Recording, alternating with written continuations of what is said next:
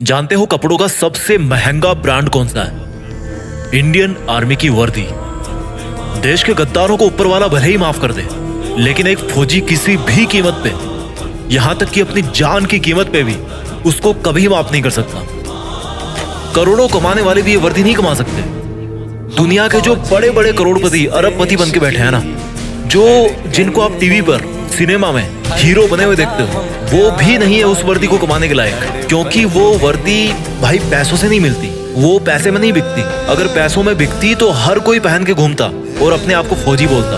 उस वर्दी को अगर कमाना है ना, तो पैसा नहीं चाहिए, पैसा नहीं बनाना उसके लिए, उसके लायक बनना है। अगर उस वर्दी को कमाना है ना, तो खुद की जिंदगी, खुद की माँ की खुशी और अपने बचपन के सभी दोस्तों के साथ को कुर्बानी पे लगाना पड़ेगा। और इस कुर्बानी की हिम्मत जिसमें होती है, वही फौजी बनने के लायक होता है। अगर इस वर्दी को कमाना है ना, तो खुद को हर मोह माया से बाहर निकाल कर आग में दबाना है। कितना बड़ा दिल होता है उस माँ का जिसका बेटा या बेटी डिफेंस में होते हैं। कुछ पंक्तियां बोलना चाहता हूँ मैं उन सब खुश नसीब और हिम्मत वाले युवाओं के लिए जो अपने आप को उस वर्दी में देखना चाहते हैं कि ये आग जलती है तो जलने दे, ये आग जलती है तो जलने दे माँ, अब मुझे तू फौजी बनने दे।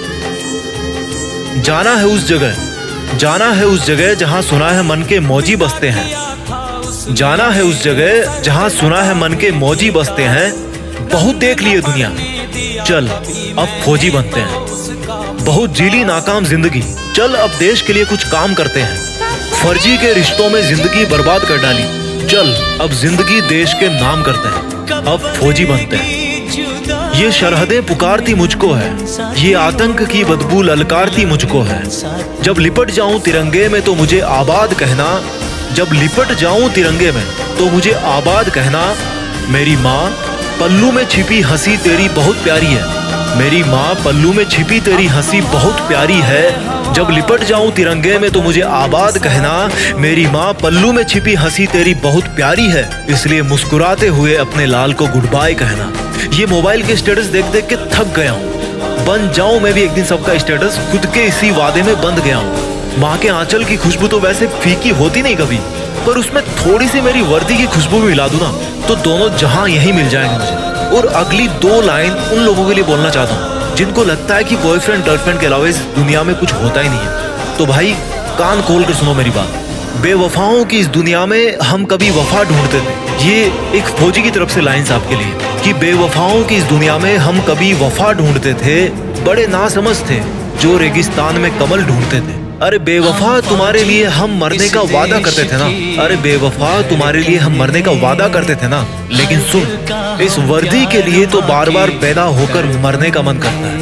और जो युवा ये बोलते हैं ना कि मेरी तो लाइफ में यार बहुत समस्या है, मैं क्या करूं समझ नहीं आ रहा, तो उनको केवल दो लाइन में मैं समझा दूंगा कि भाई कि तुम्हारा दुख ना बहुत छोटा है, बहुत छोटा है यार। कि हमने समंदर को भी सूखते देखा है, हमने समंदर को भी सूखते देखा है, जब जब मेहंदी वाले हाथों ने मंगलसूत्र उतार के रखा है। जिंदगी में समस्या किसके पास नहीं है, पर एक वो इंसान भी है जो फौजी की वर्दी में हर समस्या का सामना करके अपना फर्ज निभाता है, लेकिन फिर भी रोता नहीं है, मुस्कुराता है। वो फौजी जो हर बार छुट्टी से वापस आते समय यही बोल के आता है कि जल्दी फिर लौट के आऊंगा, लेकिन ये किसी को नहीं पता होता, उसको खुद को भी नहीं पता होता कि वो फिर जल्दी कब आने वाला है ना हिम्मत, है ना हिम्मत। मैं जीत फिक्स के मंच से उन सभी फौजी भाइयों को सलाम करता हूँ और उन पोटेंशियल यूथ को मोटिवेट करना चाहता हूँ जो फौज में भर्ती होने का सपना अपने मन में ठान चुके हैं। क्योंकि दुनिया में देश का नाम करने का इससे बेहतर कोई दूसरा तरीका नहीं हो सकता। मैं सैल्यूट मारता हूँ फौजियों को जो एकमात्र रियल हीरो है इस कंट्री के।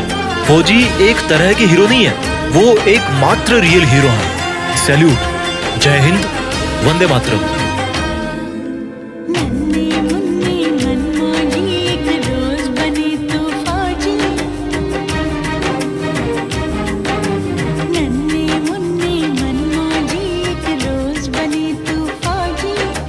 कुछ ऐसा काम करे तू इस देश का नाम करे तू।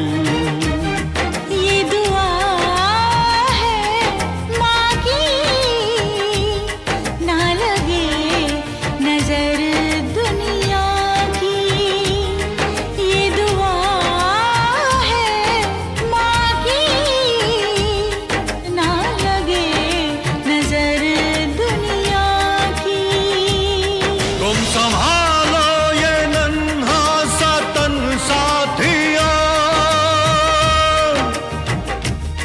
तुम संभालो ये नन्हा सा तन साथियों, तन साथियों।